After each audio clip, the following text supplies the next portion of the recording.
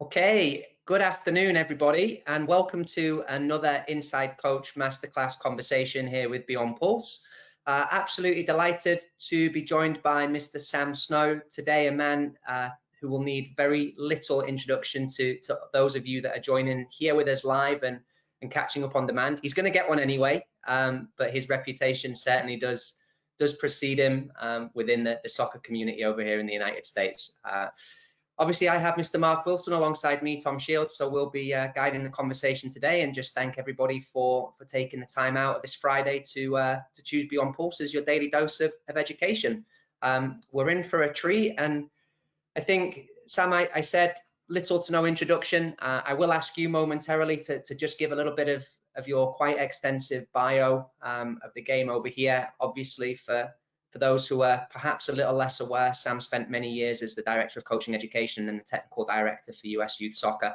And, you know, I can speak firsthand to the quality of Sam as a coach educator, as can thousands of other coaches that work at the professional or the youth levels across the US. So we're in for a treat. And Sam, we're obviously going to stick to a topic area or a subject area that is one of your many passions, and likewise at Beyond Pulse, just kind of discussing the use of a games-based approach to coaching, and how coaches that are operating at a youth or professional level can incorporate that within their practice. So without further ado, thank you ever so much for being here, and I'll turn it over to you and we'll jump right in. So who are you and where are you from? My name is Sam, and I currently live in the sprawling metropolis of Belton, Texas, which is in central Texas. But for many years, I lived in Frisco, which is part of the Dallas Metroplex. And Frisco are at the USU Soccer office, right literally across the parking lot from the stadium of FC Dallas, part of the whole soccer complex there. Prior to that, I was the technical director for Louisiana Soccer. Prior to that, I was a college coach in Florida, and I've worked at the club level, the high school level, and now that I'm semi-retired, I'm organizing a soccer consultants firm to work with clubs, leagues, state associations, national organizations, multi-sport organizations, YMCA, boys club, that kind of stuff, that probably have soccer as a part of their offering. And you know, through that consultants firm, we're able to work obviously with coach education, player development, but also with referees, with administrators, with governance, financial planning, a number of different points of emphasis that I can bring experts in to help any soccer organization. And there might be a number of organizations in our sport that might be restructuring a little bit after they come out of this period, where we can finally get back out onto a field, hopefully before 2021. It would be nice, right? I think everybody has their fingers crossed that we can do that.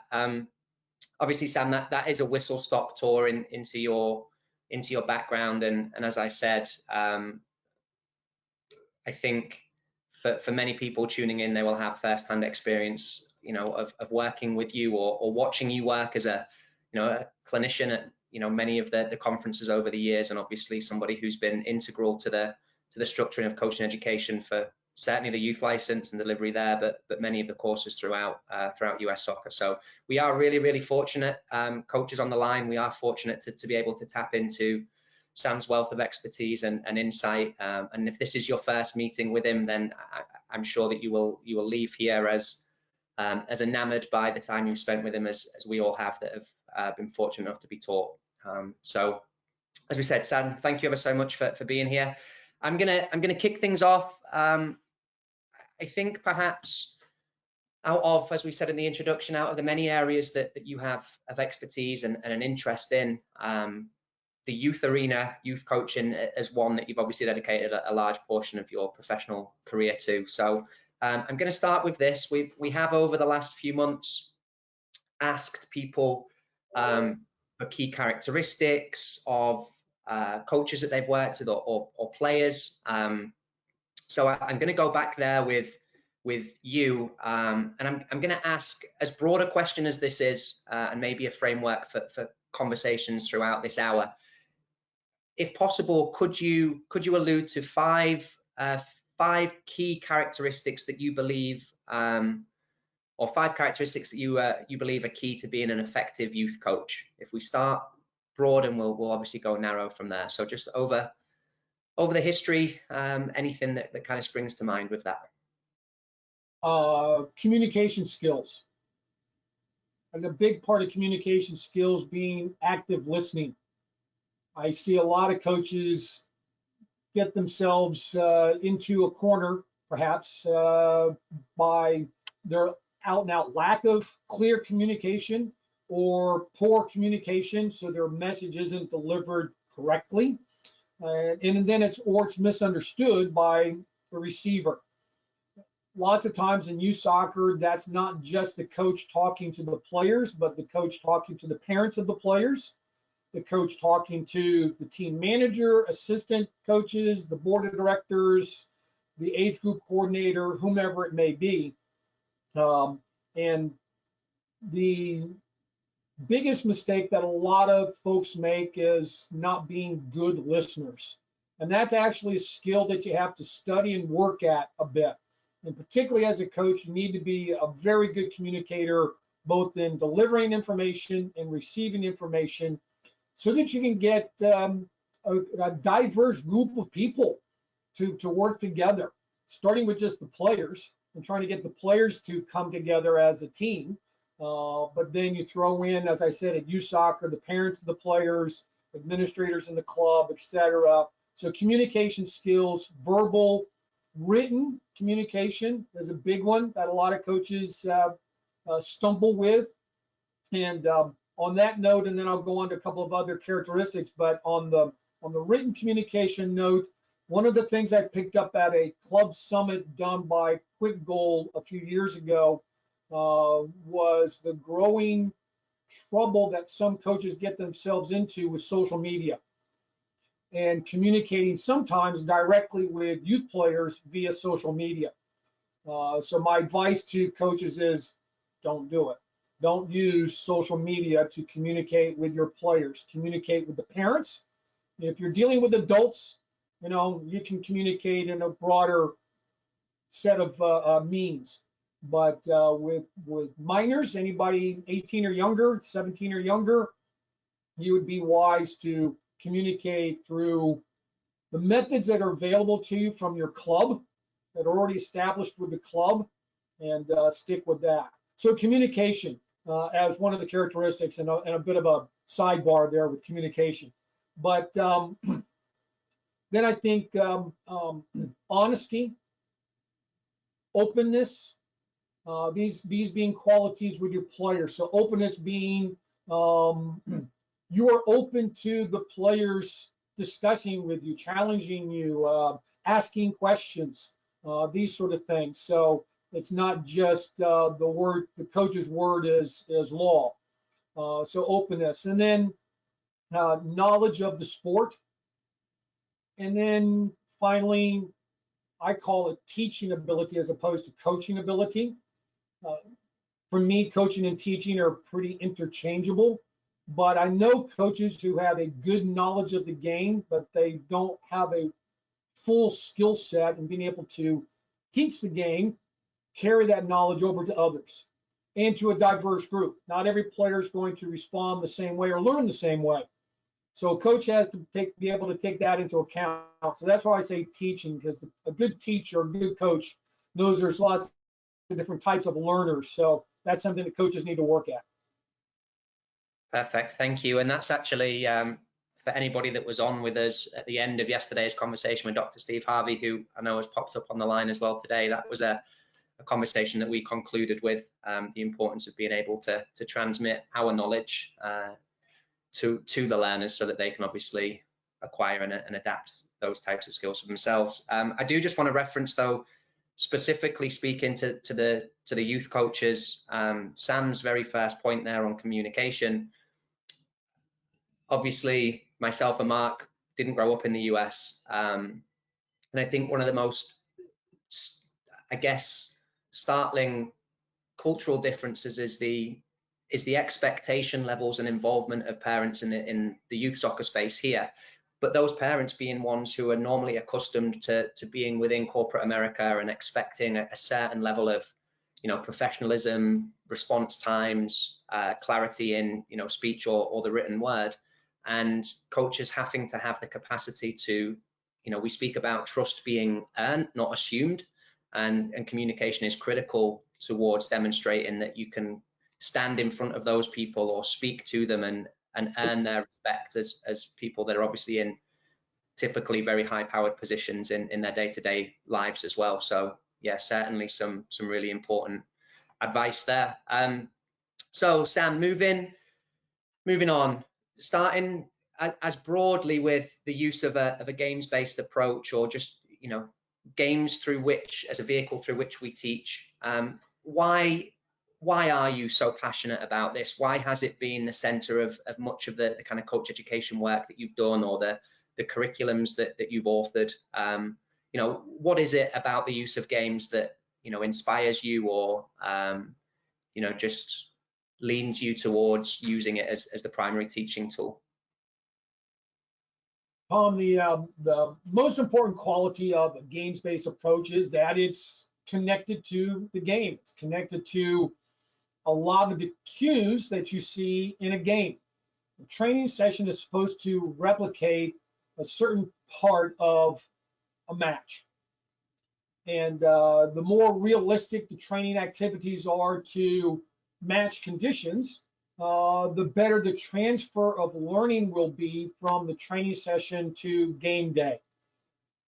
I've seen coaches over the years that take a more drill approach and end up collecting drills almost for the sake of the coach, more so than the players, more so for the coach-centered approach, and the coach looking at drills and being proud of the design and setup of drills.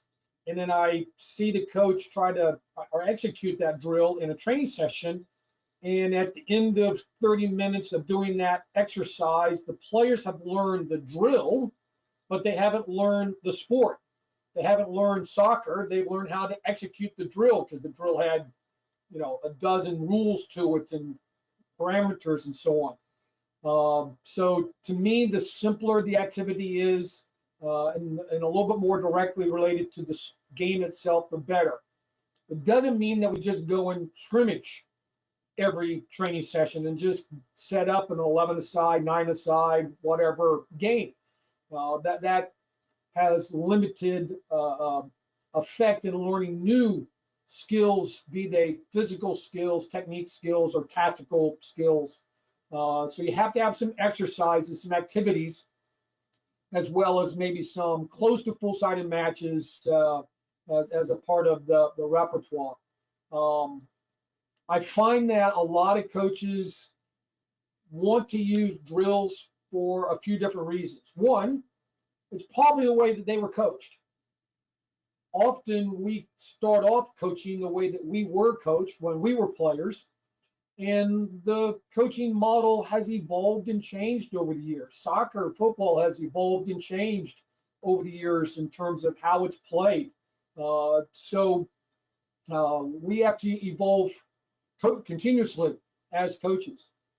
So it's moving away from that previous model that you might have had that might or might not have been the proper approach at the time, but we need to take a different coaching approach now.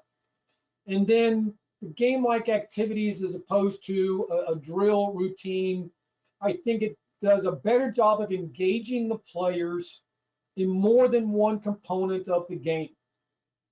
So let's take the obvious one of technique. Lots and lots of coaches in a lot of different sports want to coach technique in isolation.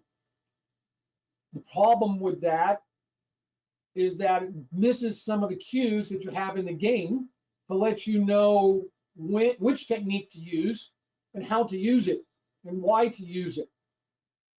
There is value, and this is one of the challenges. There is value to a drill. There is a value to some rote repetition and just working on biomechanics of a technique, but that's not skill. Those are foundations to skill. Skill is being able to apply the technique in a game situation, under pressure, limited space, probably on the move. So there is some value to technique practice.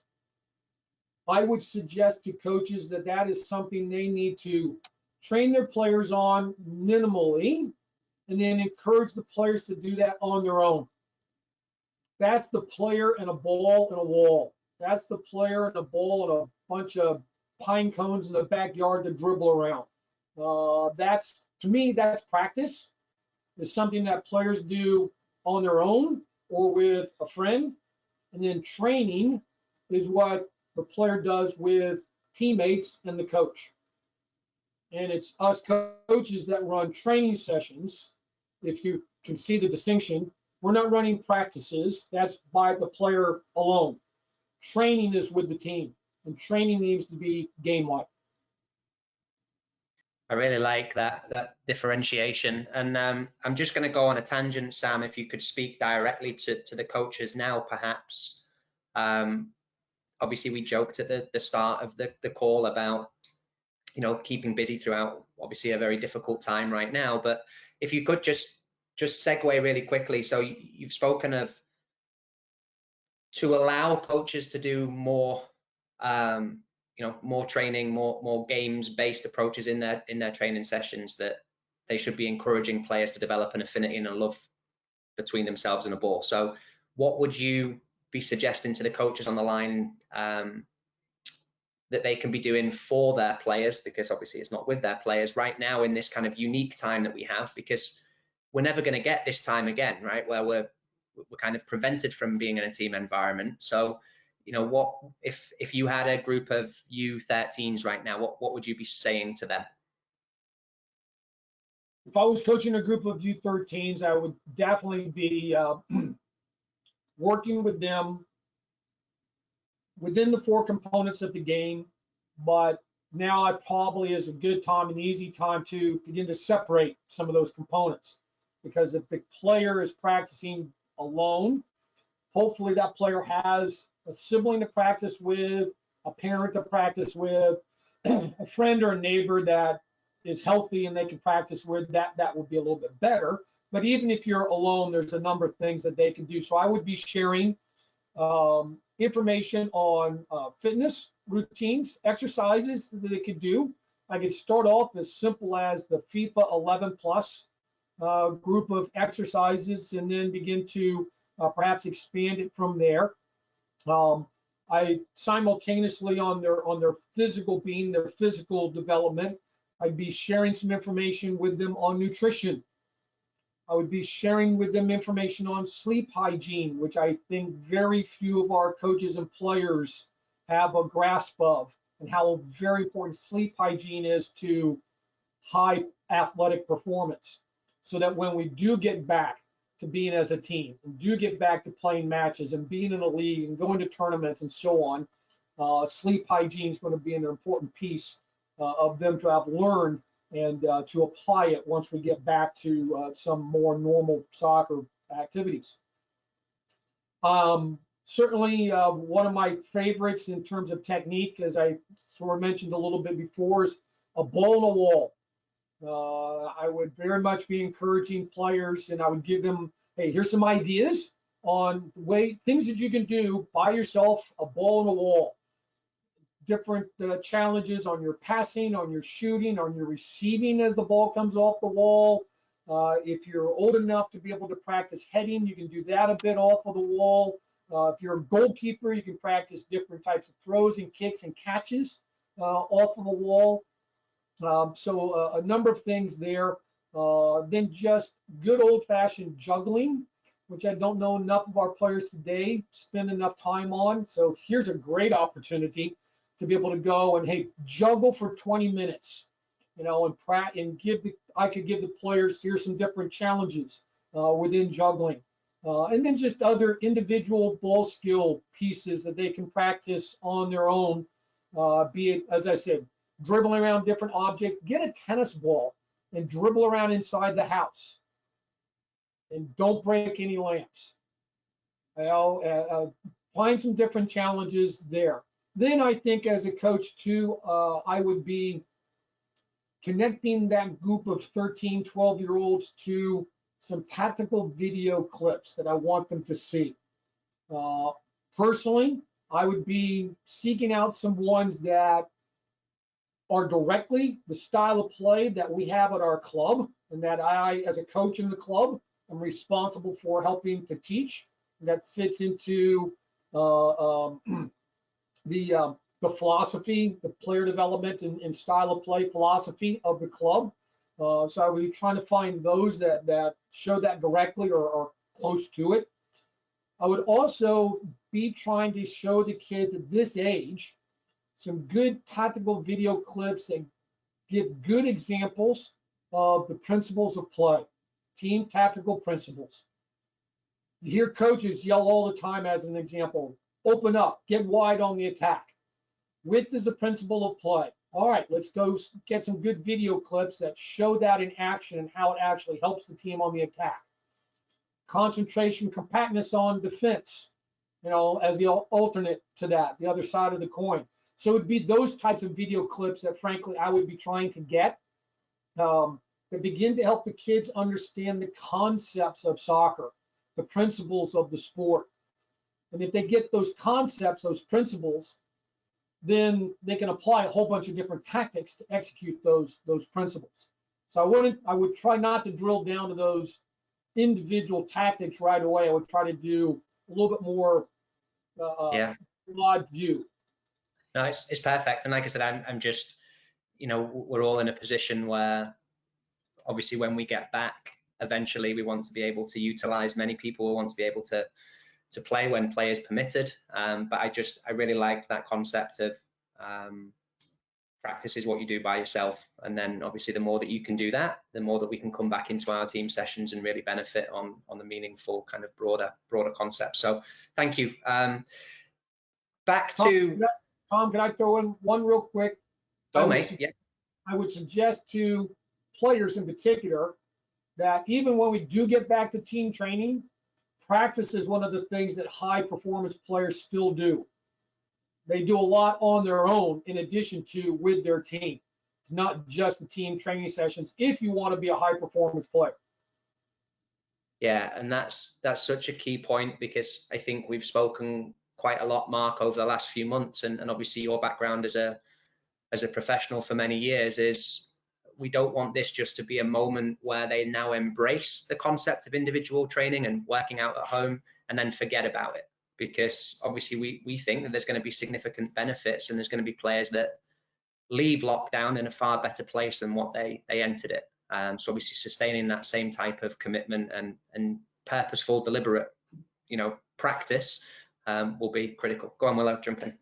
I think as Sam alluded to there, and the point I love, probably one of my, the thing I like to ask players to do the most when they're at home is watch high level video clips.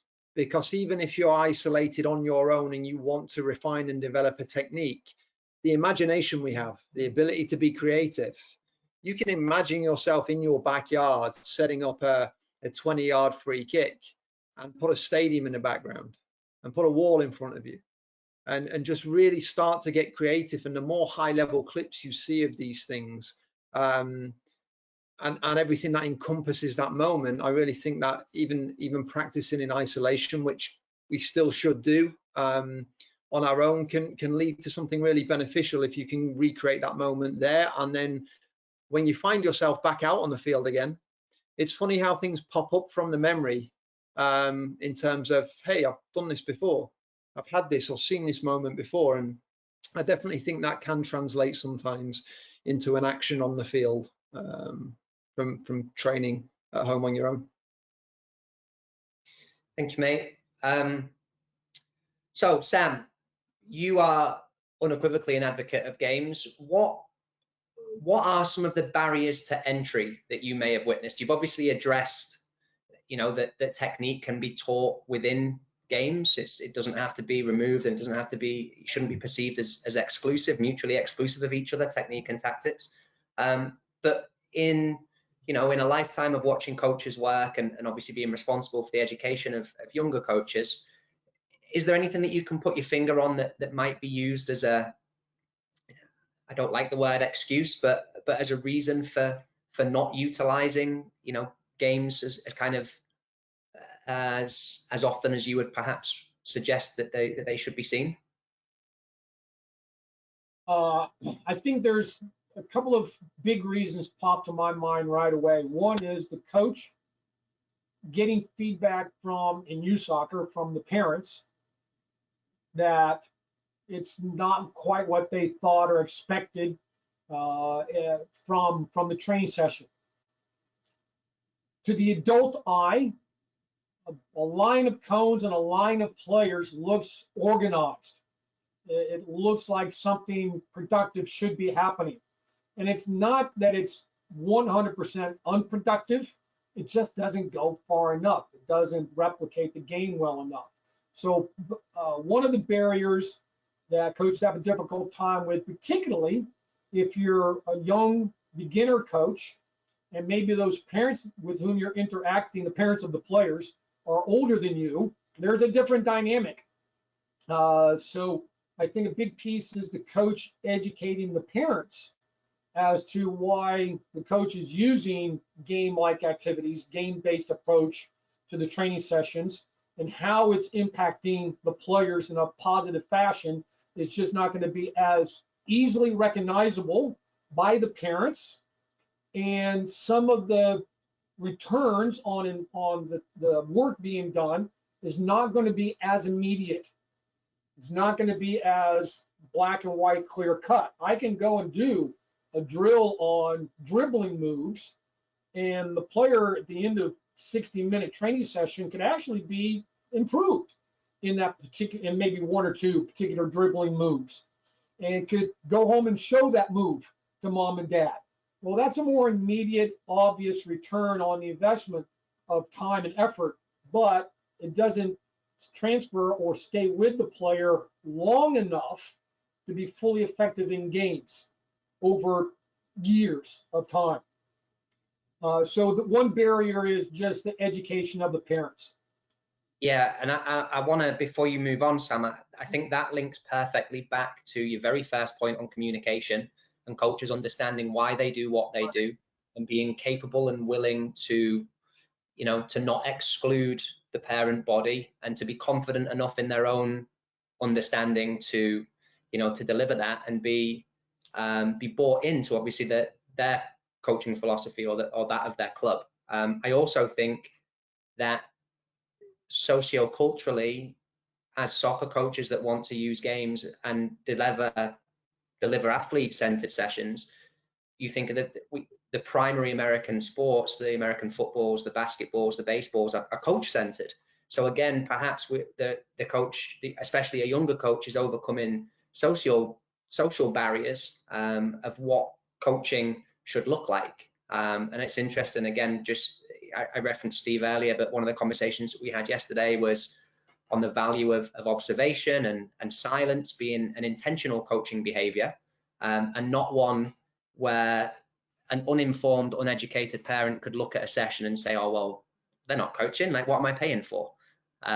So I do think just coaches, there is obviously a depth to this that we have to be responsible and accountable for, bringing our parents in and making sure that club leaders or technical directors are clear on why certain coaching methodologies are implemented. So just an important segue there from obviously a great first point. So, okay, what's the next one? Is there another?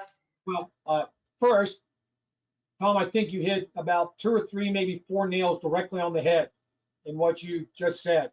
So hopefully everybody took all of that in. It's a bigger piece, this interaction with the parents and helping them to understand a little bit more. And I would encourage all of the clubs out there to encourage their coaches to regularly communicate with the parents. I know of some clubs that actually take the opposite approach. They don't want any communication by the coaches with the parents. And to me, that just begins to create issues because the communication doesn't exist. The other biggest barrier that I see for a lot of coaches in using game-like activities and a games-based approach is it's hard for some of them to be able to watch an activity. Let's say it's a 4 versus 4 activity playing 2 goals, and it's hard for them to see in that activity if there's a breakdown. What was the breakdown? Was it a fitness breakdown because of fatigue? Was it a technique breakdown because of poor receiving, what have you? Was it a tactical breakdown because of the lack of movement of attackers off the ball to have a good attacking shape? Whatever it is, that coach has a difficult time identifying and isolating where was the issue. Was it one particular thing? Was it a combination of things? Was it just a one-timer that's no big deal, ignore it, go on? Or is it beginning to repeat itself and there's a little bit of a trend occurring here? So using, once again, technique as the example, not only soccer, but other sports too have practiced technique in isolation and thinking that it can then be plopped back into the game like a piece of a jigsaw puzzle. It doesn't work that way with humans. Works with jigsaw puzzles, but not with humans. Football, soccer is much more complex with a whole bunch of humans out on the field. And so the challenge for a lot of coaches in that 4 versus 4 activity is being able to look at technique within that 4 versus 4 activity and pick out where technique mistakes might occur. So let's say in that 4 versus 4 activity, the technique, the tactical intent, the goal of the exercise is to be able to keep possession of the ball, to penetrate, to create scoring opportunities. So it's an attacking emphasis. So now in terms of technique, the emphasis is going to be dribbling, shielding, passing, receiving, shooting, as they probably will occur in the activity in roughly that order. Now, as the coach, I've got to know all of those techniques well enough to be able to identify first which one actually broke down and exactly what part of it broke down, so I can give some decent advice and decent guidance to that player on his or her technique. So let's just say it was a passing issue, a technique issue with passing. Is it the generic comment about passing technique that I give to the player, or did I recognize do I know the skill well enough to see exactly, pinpoint where was the breakdown, being able to get it across? So here's the issue that I see in C license courses versus other issues is the coach, even those with don't know the technique well enough to be able to break it down, to recognize the exact mistake in terms of the mechanics of the skill, to be able to get it across to the player. And this, I think, is a long-winded answer, but this is part of the reason why I think a lot of coaches want to practice technique in isolation, is that it's easier for them to see it and to pick up on mistakes to be able to help the player improve. And it's harder for that coach to see it and pick up the particular mistake when it's a more fluid activity like 4 versus 4.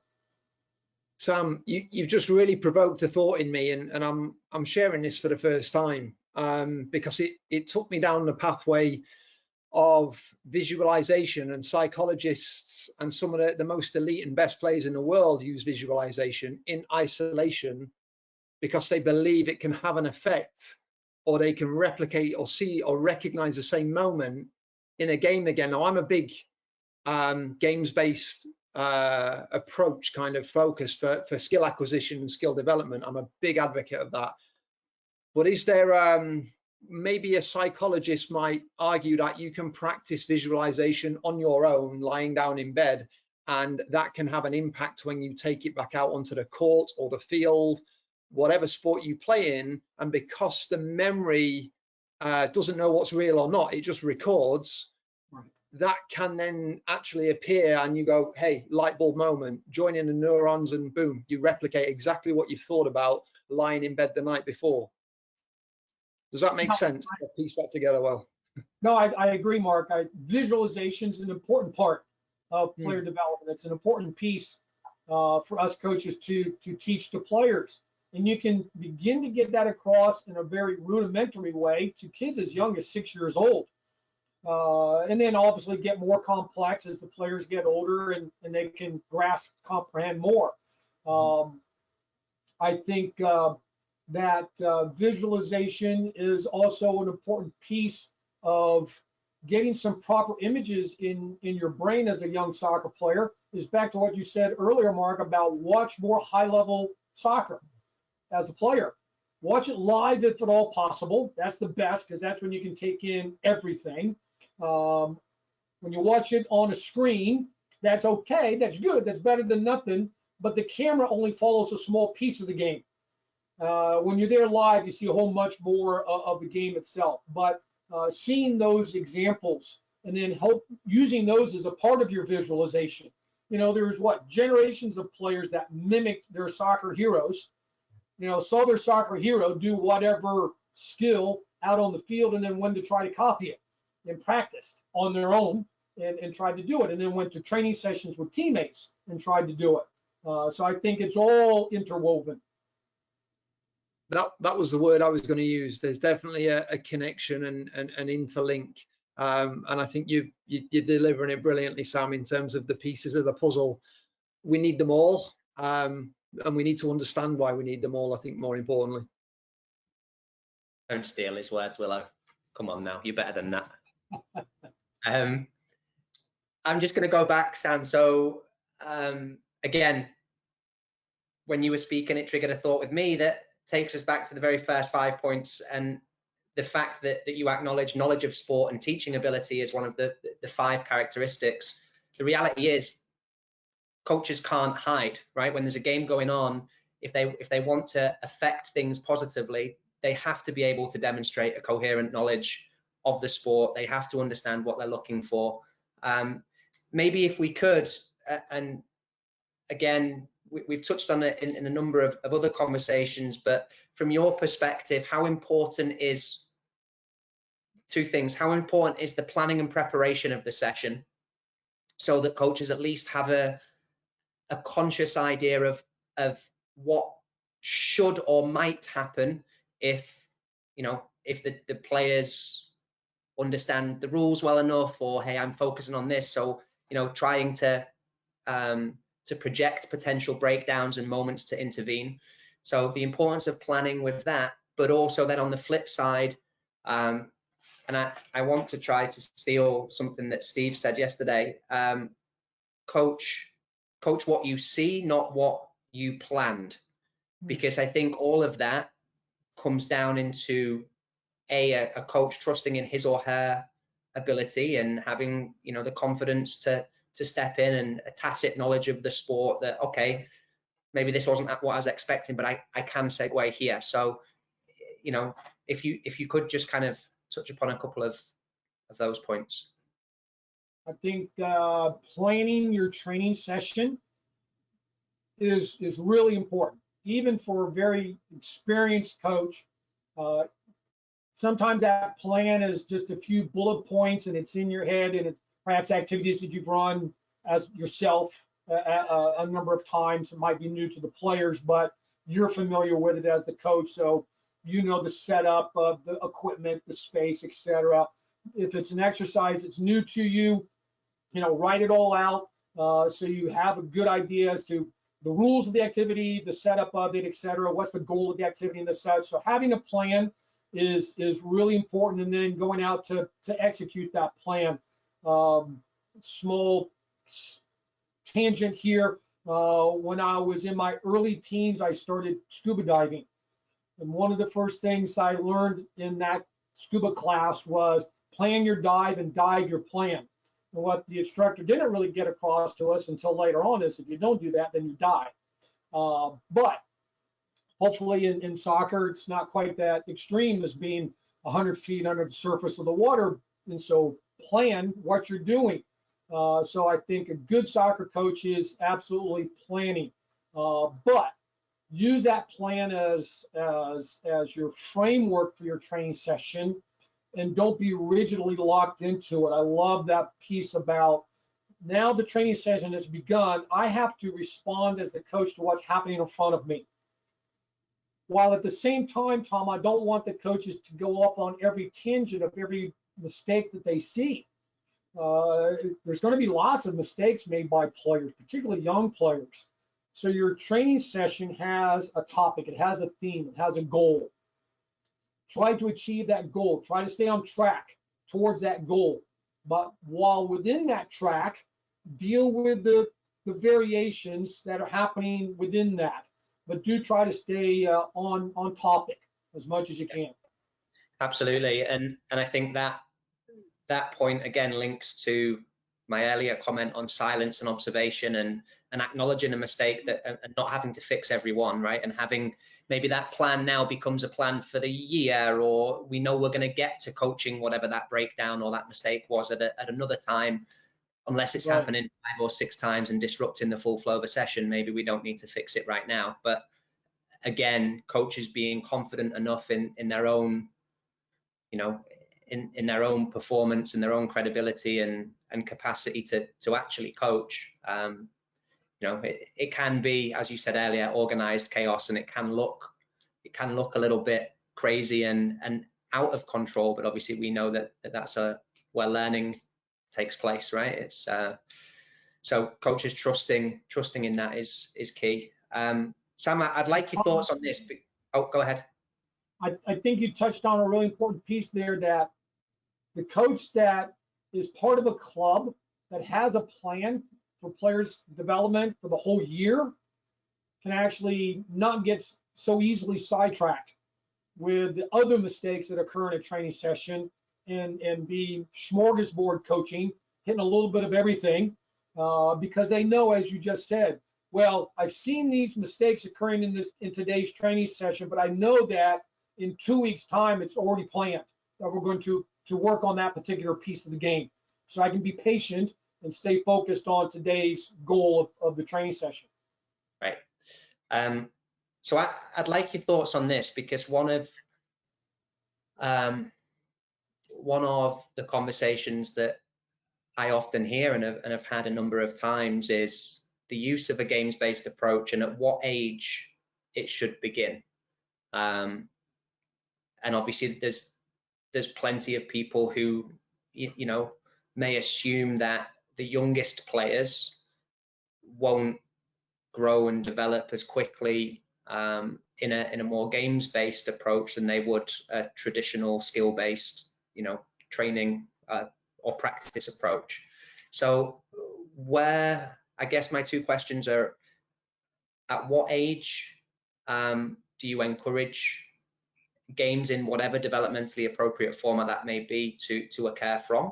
And then what would you say to the people who are obviously cautious of their ability to coach or develop players at the youngest ages through the use of a game?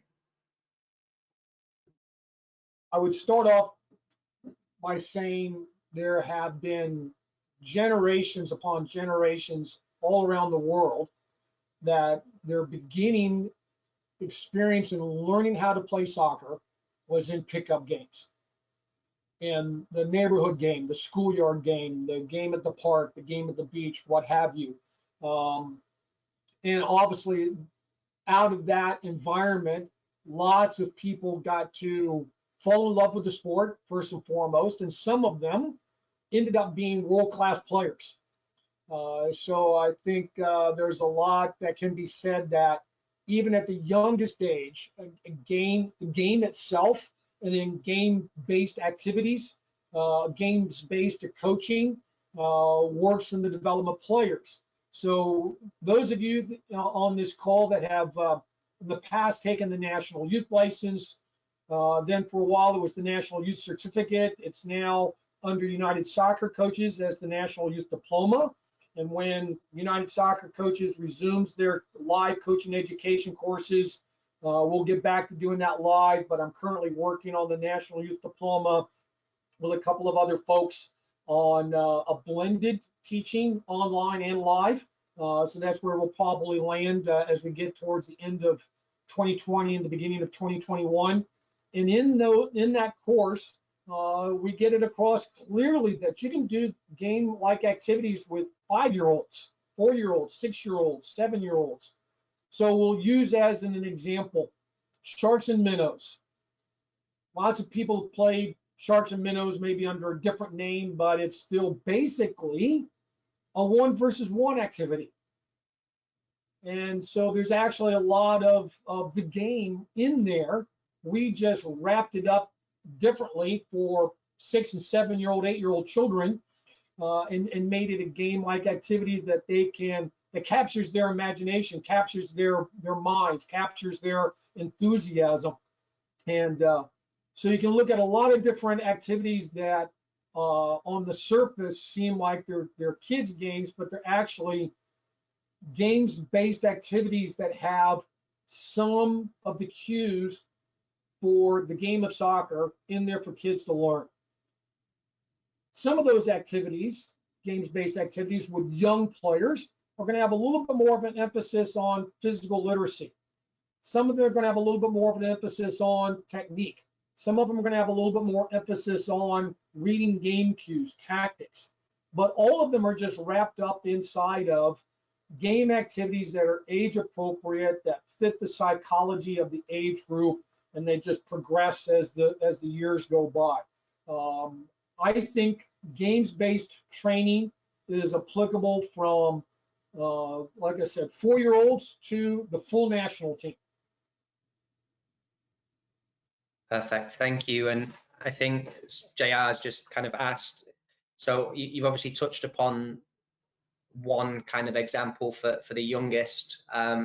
Could you give us without trying to throw you under the bus, could you give us a carousel of a couple, you know, hey, what I would maybe do with 7-year-olds, 9-year-olds? I think for me, some of the conversations are an understanding of developmental differences, and obviously at the youngest ages, the numbers might be smaller, and as you said, you know, a 1v1 activity can still be perceived as a game. There's still opposition, there's still goals, there's still, you know, every facet of the game is in there.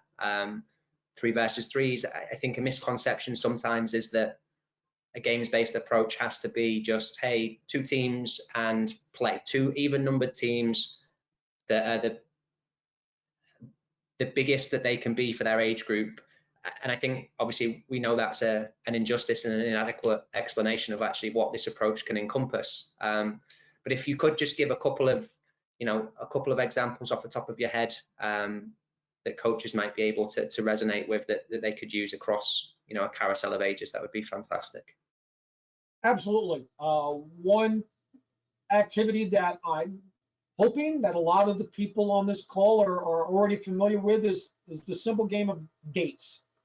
We have intentionally used that consistently over 20 plus years now in the National Youth License, youth modules, grassroots courses, etc. Because it's simple for even the beginner coach with no soccer background to the very experienced soccer coach can use it, and you can use it through a number of different ages. So you just set up your grid. Inside that grid are a bunch of different cones that are different widths apart. So each 2 cones is a gate. So you're imagining that the space between 2 cones is a gate.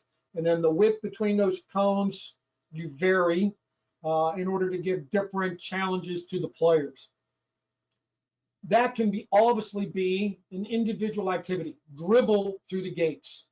And everybody's in the same grid, doing the same thing at the same time. And that's the organized chaos part, because I have to be aware of other players and other balls in the area.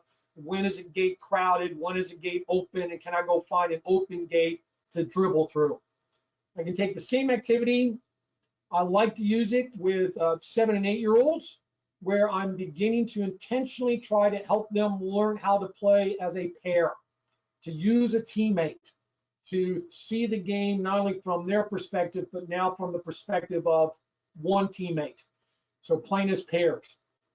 So now we take the same setup of the cones, the same grid, but now we just play as pairs and we have to pass through the gates.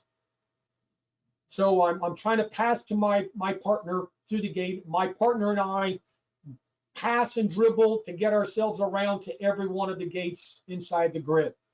And it can just expand with tens. I can do the same thing in pairs, but now I throw in some defenders. And so now there's some opposition.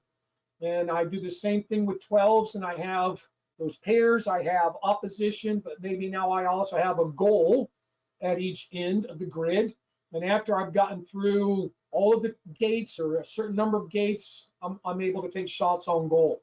So the whole thing can transition, and I've done it to where, okay, if you and your partner have lost possession of the ball to one of the defenders, or your ball has gone out of bounds, now you're part of the defending group, and eventually it ends up being a match.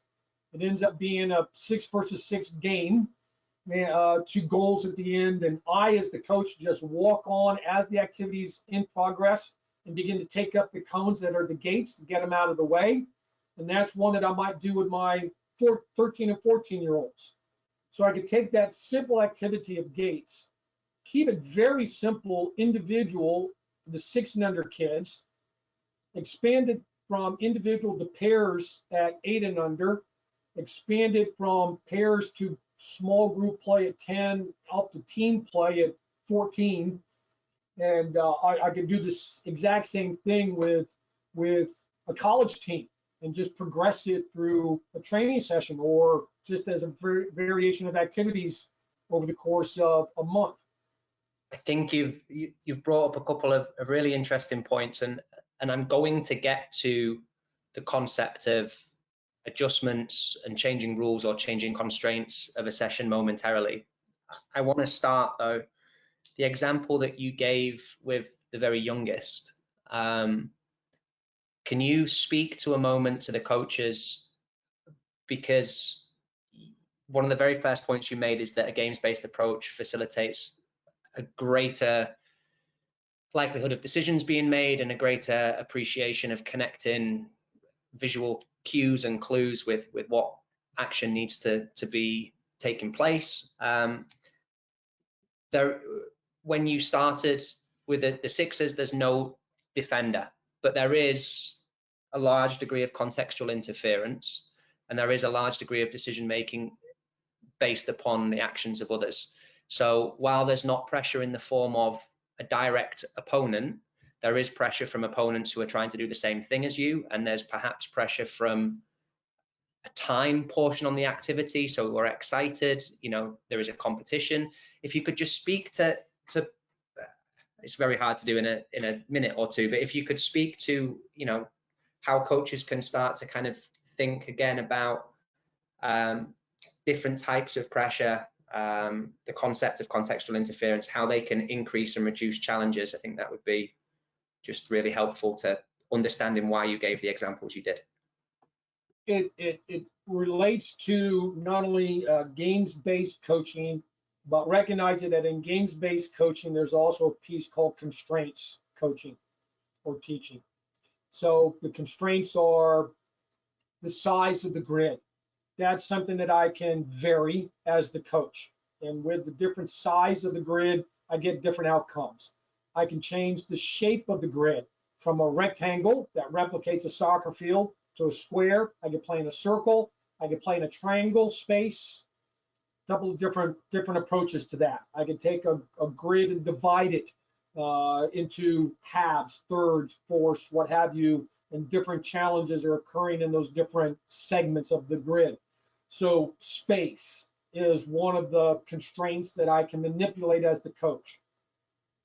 Opposition, number of opposing players, 0 up to the full number of opposition players that I would have in a game, whether that be 4 versus 4, 7 versus 7, 9 versus 9, 11 versus 11. I can control as a constraint time. So I have X amount of time to execute. So paint the grid is a good example. That is a time-based activity. My partner and I have X amount of time to paint the grid via passing. And how much of the grid can we paint with our paintbrush, the ball, in X amount of time, okay? So manipulating time. So then rules are some of the other constraints that coaches can manipulate. The rules of the activity.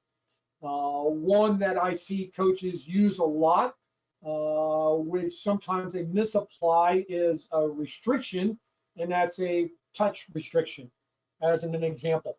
So you have 1 touch, 2 touch, 3 touch maximum on the ball. That's a restriction within a constraints approach. I use it once in a while. I prefer to use conditions as opposed to restrictions that have a slightly different outcome. It doesn't limit restrictions, in my mind, too often limit the game cues that the players are looking at and the decision making that the players have available to them. If I'm playing, as the example, 2 touch, well, now I'm playing to the restriction, not necessarily playing to the game cues. I'm more concerned with restriction that I'm under and not taking more touches. So those are some of the things, Tom, that I think we as coaches need to be the most aware of. Yeah, thank you. And just to add to that, Sam, coaches, you may, if you want to search a STEP principle, that's one of the acronyms often given, manipulating space, time, equipment, and people. You can look at a concept called change it, coaching, C, coaching, H, how to score, A, area, numbers, game rules, and then equipment and inclusion, so it would be players again, and then more broadly, the concept of constraints around manipulating the task, the learner, and the environment. So hopefully you can kind of hear from Sam there that it's a really, for me, and again, we spoke similarly to Dr. Harvey yesterday. This is really in the art of coaching, is understanding what the learner or learners need in a given moment and being capable of tweaking and modifying your session, your game to meet those demands. Sam, just quickly, I'd also, the word affordances, coaches as an example, we've spoken about moving the area without putting any deliberate condition or restriction on players. The wider the area is, naturally defenders have to cover more space. So it might afford for greater opportunities for attackers to have space to go 1 versus 1. It might afford, so by manipulating the area that people are playing in, you're presenting a greater opportunity, you're affording the players an opportunity to execute certain behaviors that you might be focused on in that day. So hopefully that starts to just kind of link together a little bit about what Sam's yeah, thanks, Steve. Dr. Harvey's just put in the chat the two concepts that I shared there. Willow, you've unmuted yourself. Go ahead, mate. I want to jump all the way back to the very beginning where Sam mentioned the words game model. And it's something we talk about a lot. I feel like I've got a healthy obsession with it at the moment. But my question to you, Sam, is I get the idea of a game model and the purpose of a game model when there's an end goal of bringing a player through a professional environment and putting them in the first team at the end. Now, if I think about being a club leader, a TD, a DOC, and I think about what the end goal is for the players coming through my system, it might be going off and playing in college. It might be, going off and playing professionally or semi-pro. It might be none of the above. And if we place a game model in that type of environment and we coach it all the way through, and I've come across this a few times where players, if I've asked a player to do something that feels unnatural to them, like a fullback inverting or making inverted runs, or a holding midfielder even rotating with somebody who's more attacking because positionally it made sense at that moment, and they're reluctant to do it because, well, hey, at my club, I was coached this way based on this game model from being 7 years old to 17. Now, can it be a hindrance to have a game model? I know you want authenticity. I know clubs want identity. But if the real end purpose is to get these players off to have success at college, at semi-pro, the very small percentage that might go into a college draft and play pro, that's slightly different. But does it not benefit them to have a more player-centered approach? And what I mean by that is, if we have a model that develops a more rounded, adaptable, agile player in their thinking, in what they're capable of, does that serve the player better as they go through that journey in any club? Mark, I agree with you that if the club is too rigid in the enforcement of its game model, of its style of play, then that does begin to be a hindrance to the player. If you're a kid, at a pro club, you're 17 years old and you're trying to learn the style that the first team is doing, you have a pretty clear objective. You're trying to make it into the first team. And even if you don't, you might get sold to another professional club, and the odds are you're not that far off the mark of their style of play, that if you're that good of a player, you'll probably be able to adapt. If not, it's back to being a bricklayer. But I think the majority of clubs in the U.S. need to have a game model, need to have some idea. Too many of them have no idea at all. And that's not helpful either. But have an idea, have a game model, work within that, but be flexible within that, and expose your players as they stay with your club over the years to some different ways of playing the game and looking at the game. That can be as simple as a part of your player development scheme in the club. In addition to your regular soccer out on grass, do you play a little bit of futsal? Do you play a little bit of beach soccer? Do you play other variations of the game, as simple as, foot golf, soccer, tennis, what have you, but some variations of the game? And are you intentionally exposing your players to those variations of the game in order to have a more well-rounded player that can be more adaptable? Do you have the confidence as a club and as a coach to let your players go to other environments and learn in those other environments? So one that's pretty common to most of us is the Olympic development program. Can the kid go for cumulatively a few weeks out of the entire year? And it's not a few weeks at one single time in ODP, it's these little bits and pieces over the year, and get exposed to different coaches, different players, maybe a different style of play, in different levels of play, and come back to the club, come back to my team with a little broader experience and knowledge of the game, even if that sometimes challenges, well, my team and my coach had me doing such and such, and now you're telling me something else. Well, the good coaches on both the club team and the ODP team will help that player understand that it's just different ways of playing the sport, and you can, as a player, you can utilize all of it. So I think that variety of exposure is an important piece for coaches to do to the long-term benefit of their players. Because as you said, Mark, maybe that player is trying to make it to college soccer.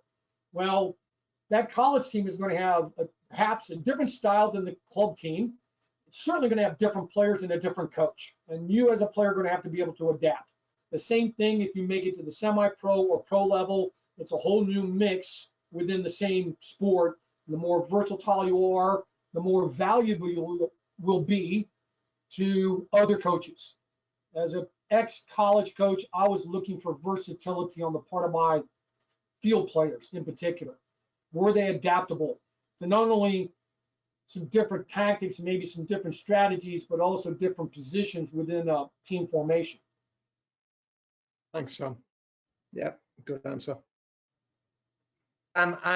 We've stolen already an hour and a bit of your time. I can have this conversation all day. I'm just conscious, people on the line, we opened saying it's not every day you get the chance to learn from, listen to, or potentially speak with Sam. So please, if you have any questions that you want to share, Steve's doing a great job of providing a large portion of academic insight and the wonderful explanations for what I said. So thank you, Dr. Harvey. If there's anybody that has a question, I'm sure there's many of you that normally message, oh, I wish I'd said that. Please feel to jump in. I can assure you, he is he's not a scary man to ask questions to. So take this opportunity if you would like to. Maybe not. Maybe we just nailed everything in an hour. That's it. In the last 2 days, everybody knows everything that they need to know about using games to coach, and now there'll be no lines, laps, and lectures anywhere in the US. It would be nice. I think that's always a good sign, though, right? Sometimes people say it's a bad sign when you don't get questions. I think it's a good sign that the guest has delivered exactly what our listeners and viewers needed. Oh wow! Okay, as you say that, Mark, questions come in. A COVID question. Stephen, thank you for this. Okay, so Sam, firstly, Kenny White said hello from MS, Minnesota. I don't know. That's me with a terrible knowledge of state abbreviations. MS, Mississippi. Mississippi. Okay, sorry. Yeah, I know Kenny. To everybody that I just offended with that statement. Yeah. Okay, specific to COVID, if appropriate in context of the chat, what type of conversations would you be suggesting for under 12 and below players in coming back to training to help negate or mediate the anxiety parents may have onto players in returning from the pandemic? So it's a great question, Stephen. Just Sam, purely opinion on this, obviously not looking to hold you to anything, just your insight on that would be great. You know, it's a difficult one right now for all of us, because all of us are looking into the fuzzy crystal ball, trying to envision how do we conduct soccer training sessions and matches and tournaments and all that. Certainly for this fall, we hope. And in some places there might not be any fall soccer. But as we do come back, I think for coaches running training sessions, I think the coach needs to first be wise about protecting him or herself with their own protective gear. So I would suggest latex gloves and wear a mask in your training sessions. I think that it might also help alleviate some of the anxiety on the part of some of the parents. I think coaches need to wash those training bibs more than once a season, as they've done perhaps in the past. And you know, it used to be some coaches, it was almost a sign of their coaching status that the pennies, you know, ranked to high heaven because they were in the trunk of the car for a week and a half. But you know, then also just, you know, cleaning. If you have a bag of balls, you know, do you wipe down the balls before each training session, at the end of each training session, you know, that kind of stuff. Cones that the coaches and maybe others are touching on a regular basis. Earlier today, I got that photo that I mentioned about the players out playing wearing masks. So that might be part of what players do. Certainly being smart, as we have been for a number of years now, about everybody's got their own water bottle, you know, only handle your own equipment, not other people's equipment. You know, I think these are some of the steps that coaches and clubs need to begin to take. And then we need I've seen clubs and national organizations begin to address how do we keep spectators apart from one another at games. But I think some of the same protocols need to happen for parents at training sessions, and certainly 12 and younger, the parents are there because they're driving the kid to the training session. So some of the separation of the adults who are watching the training session needs to be taken into account.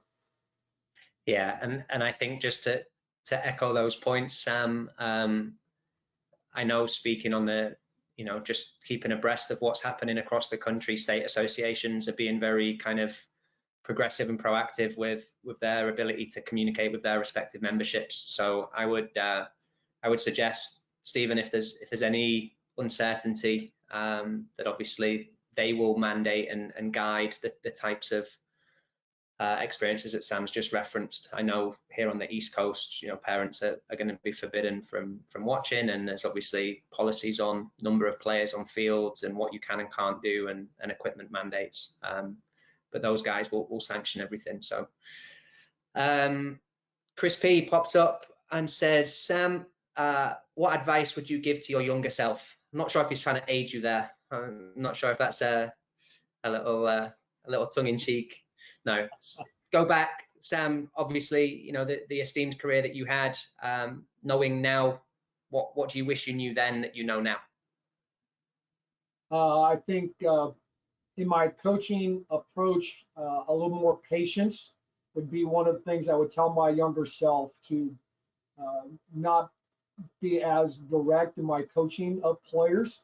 I think, you know, I started coaching on a full-time basis in the late 70s. So that certainly was an era of a whole lot more coach-centered training sessions and matches. And so I was reflecting what everybody around me was doing and the way I had been coached and all of that. So that would be one of my bits of advice is to my younger self. Be a little bit more patient with the players. Let them sort it out with a little bit more questions and guidance, you know, from me, and setting up those kinds of environments.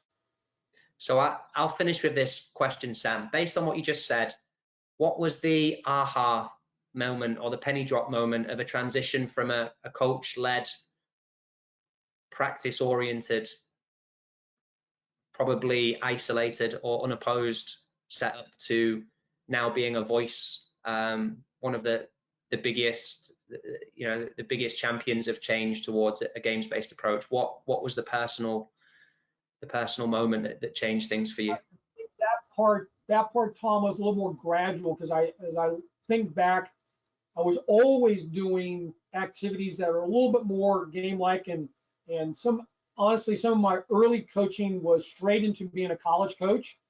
And so I was working with older players, and I often just went and okay, we're going to play this segment of the match itself, and try to set it up as much of the match. And I actually found myself more comfortable in coaching that environment than necessarily these elaborate drills that I saw some other people doing. But one of the aha moments was probably my second or third, I hope my second year into full-time coaching, was beginning to really comprehend, and the light bulb went off, that I have 18 players on the roster and none of them are me. And because I was that young as a coach, I was 25, and none of them look at the game or think of the game the way that I do or did as a player. And at 25, I was still playing at least amateur stuff, right? So it was recognizing that they were 18 individuals that all looked at the game their way, and I had to adapt my coaching to the individuals and to the fact that none of them were going to show my personal traits as a player. And that way, that's how I was looking at the game and thinking of the game. I had to adjust. And that was probably my biggest shift from myself as a player to myself as a coach. Perfect. Thank you very much. Well, that's an hour and 15 stolen, so I feel very greedy, but I'll take it. So Sam, look, I will wrap it there on behalf of myself and Willow, Beyond Pulse, the listeners now, the listeners in the future, and I guess everybody who has had the privilege of learning from you. Just thank you so much again for your time and your insight. It's always such a pleasure to hear from you and to learn from you. So really sincerely thank you for sharing your Friday lunchtime or early afternoon now in Texas with us. So yeah, can't thank you enough for that. Listeners, same to you. As always, really appreciate you guys choosing Beyond Pulse, whether it's now or on demand. Thank you for your support. Next week, we begin, I believe, on Monday. So we'll be in touch with information about our opening session next week, which will discuss return to play protocols and advice on physical periodization and just preparing for your return to play. So Richard Bucarelli, who's up in Canada, a PhD student up there, works with heavily within the Canadian soccer associations and a bunch of the clubs, is coming in to speak to us. So hopefully you can join us for that. But yeah, Sam, just one more time, just a huge thank you to you and to everybody listening. And we hope that you join us again very soon. Very good. I will. Thank you, everyone, for the opportunity. Thank you, Sam.